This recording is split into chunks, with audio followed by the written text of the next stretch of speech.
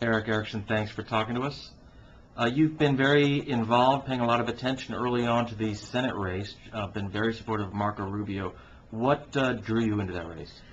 Yeah, he's a dynamic guy. He's Hispanic, conservative, unapologetically running for the Senate. I think those are the type of people we need to look at around the country to support. The GOP really does have a diversity problem. Marco Rubio is a diverse candidate, but he is primarily a conservative. He's not defined by his race. He's defined by his conservatism. What's wrong with Charlie Crist? Charlie Crist has an R next to his name, but he's not a conservative. He's bad on taxes. He's bad on spending. He's bad on the environment. He's, I think, done a pretty good job of trying to undermine some of Jeb Bush's solid educational reforms in Florida. We're confronted by a guy who is a Republican but not a conservative versus one who is. I think we should support the conservative. Well, let's talk New York 23. You guys were very involved in that race, supported Doug Hoffman.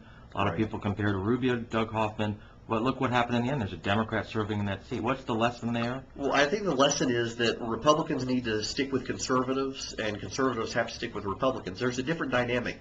That was a race where the Republican was handpicked by party chairman. It was not in a Republican primary. This is a Republican primary in Florida with a different dynamic as a result. And do you worry if Rubio wins, then it's going to be tougher for the Republicans to keep that Senate seat? I don't think so. I think Rubio is a great candidate. He's smart. He's articulate. He's not a scary conservative. I think he's a good fit. Let's talk about, you mentioned Jeb Bush. What's your take on him?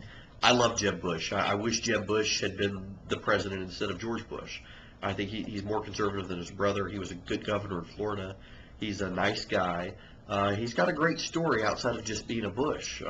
I hope maybe he'll run again someday. And looking forward to 2012, who do you like for president? Right now, Mitch Daniels is the guy I've got my eye on. He says he's not running, but then they all say that.